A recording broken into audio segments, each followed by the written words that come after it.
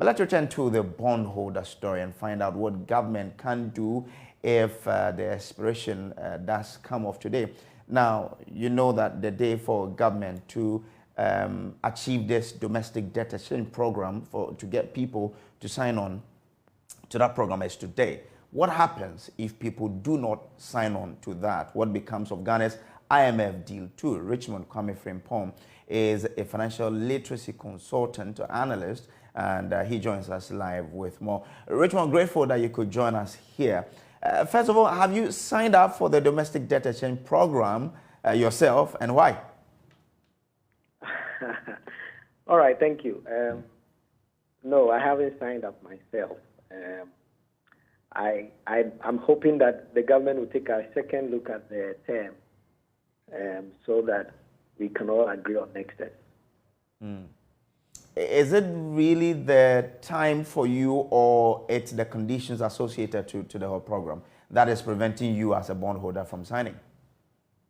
Okay, so, I mean, let me even speak further away from myself and just say that, really, I think the government is not against individual bondholders.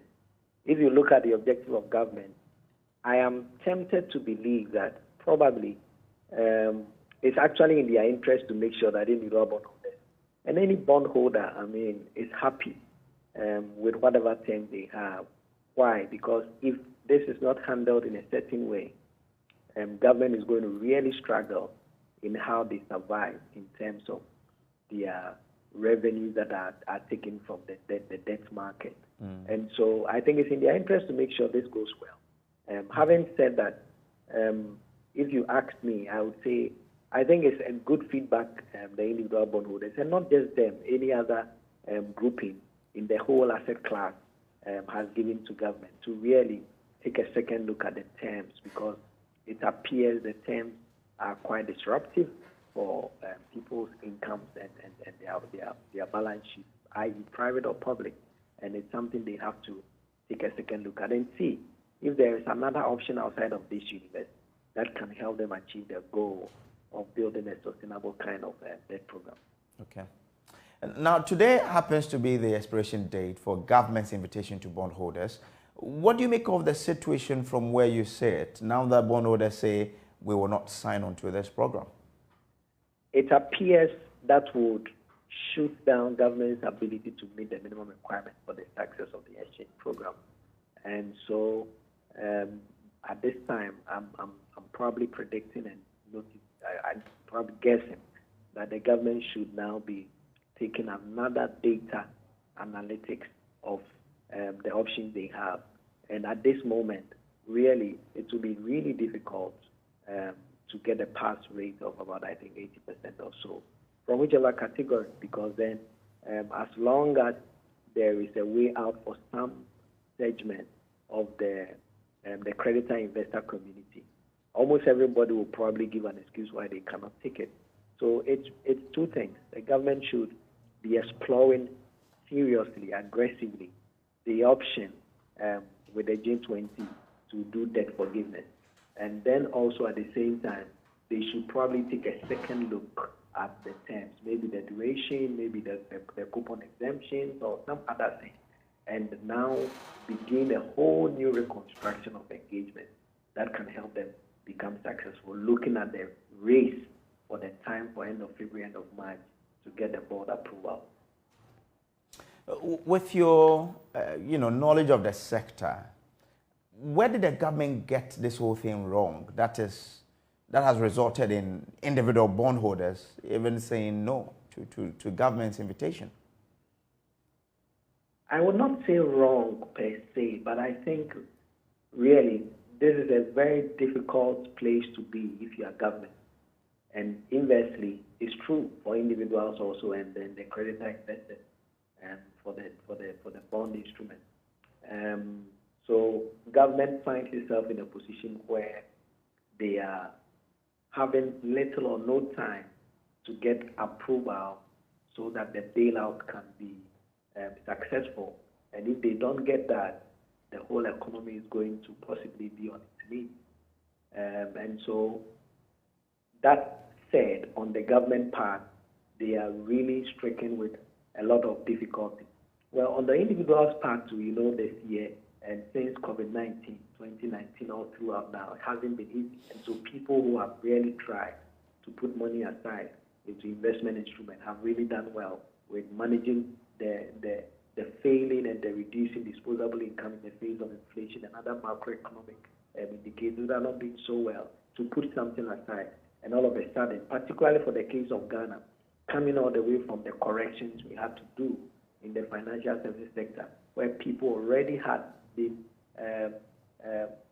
affected badly financially by the corrections that happened. And some are still recovering under that view to now have to face this also. It's also difficult for them to just look on and not do anything. So these are two difficult situations, and it requires very unconventional way so that in the middle, government can achieve its goal.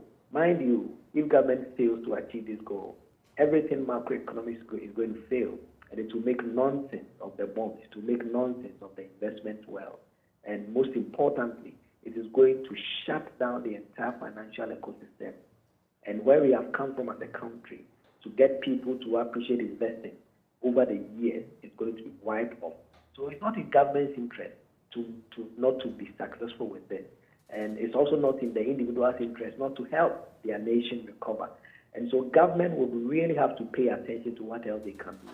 And it comes very, very easily, if possibly difficult politically, but it comes easily on the fiscal side for government to now really look at lean governance and maybe another option on the income side of the fiscal side of government to see what they can do, however difficult it may be. If this is not considered in all the approaches, looking at the multilateral conversations with the debt forgiveness, looking at managing the fiscal space and creating a more space with some austerities on the government side, and then having a thorough conversation through the entire financial ecosystem to make sure that we ring-fence the financial sector from collapsing through this effort, and to get everybody happy to now even think about putting money aside. People are worried. People are asking, so where else can we put money? We need to save all so that we will be able to safeguard the future of the country. I mean, when we talk about, yes, the macroeconomy will suffer if government doesn't get this. But for people to understand, to really appreciate it, how will people feel it if government fails to get this program through in order to secure an IMF deal by the time they're expecting to? Right, so let me give an example of how bad the macroeconomics will affect everyone. So pick an item like inflation. It's an offshoot of how deteriorating the economy is getting. And even now at 54, it means whatever you were even making already on your bond is shot in value 54%, even before not talking about losing your coupon. And so what other investment have you done? Is it a fixed deposit? Is it a treasury bill? Treasury bill is at 35, 91 days per annum. And so if you slap 54 against that, it's already negative. If this gets wet and it doubles into the 100, it means you have nothing. You are just holding cash that has no value. That is why it's important to safeguard the macro, because it eats up everything. It's just like culture, eating strategy for breakfast. The macroeconomics, if it's not stabilized, will eat every investment return for breakfast. And that is what we should be keen at doing. But I'm saying that responsibility rests not just on the investor-creditor community, but also on government. There's been general demand for government to cut down expenditure as a sure way to better solving this challenge. What's your view to this call, and where should the cutting be focused? So this is not going to be easy to do. It must be done with data and science. So, for example, the government should be able to now look at its budget at the moment, the 2023 budget, and most importantly, look at the expenditure side, the ones that are not statutory. So every form of expenditure, from emoluments to wherever, that the government can make do without and still be able to anchor the core, and then begin to take them out, particularly if they are discretionary. And many people are pointing to the government machinery itself. I think it's a good call. The government should pay attention to it. If government is able to trim that, it's just going to be inconveniencing for 2 years. And I'm sure 2-3 years, we should be out of that gap and out of that sacrifice. If that is not done, and we look at the investor creditor community, the consequence is going to be for 15 years, and so that is too much to pay. And so I think government should really look at the 2 years inconvenience that can safeguard almost everything. Give us our financial market, give us that savings culture, give us that stability, give us that bailout and everything, so that when there is even a call to the investor community, institutional or individual, direct or indirect, to now shave off some levels of return to meet up with what the government is doing, it will be a very easy call to make, and it will speed up the process of salvaging the bailout and the economy. So you also do support the call that the size of government must be reduced in order to help us out of this situation? Why not, if there is data to prove that it can do something? If for nothing at all, even if it's for the antics, if it's just symbolic, it communicates to the investor community that, look, we are paying something for this. Can you also pay a little to complement what you are doing? Interesting. So for you, and the way you understand issues about the economy, how fast must government act on this particular development, getting the bondholders to understand or trying to get us an alternative to then get the deal with the IMF? And is there any alternative at all if the individual bondholders decide to hold on to their stance of saying that we will not sign up to this program? If the bondholders do not, I think by now government should be coming up with another plan and communicate it clearly. I suspect it may, if the individual bondholders also checking out, then it is difficult for the program to be successful, as the pensions industry has also done the same.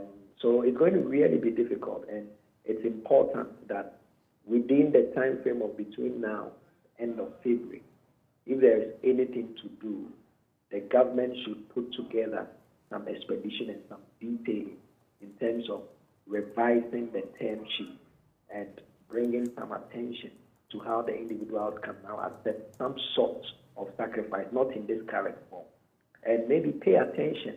You know, if you look at the term sheet, there is a pointer to treasury bills that can hurt government even before it is active. And so many people are now not even comfortable buying treasury bills. That can also hurt government. So government should really look at this so that if for nothing at all, the fixed income market is ring-fenced, and for nothing at all can leverage on the collection that it is receiving from that market. And at the same time, use high-powered negotiation and conversation to leverage on the debt forgiveness kind of concept. IMF is very particular about Ghana, the World Bank saved, and so we should use that trump card and see how we can get the Chinese government and the American government and the UK government to take a second look at some of the debt, so that we know what to do next. Okay, grateful to you. Richmond Kwame Frimpong is a financial literacy analyst there.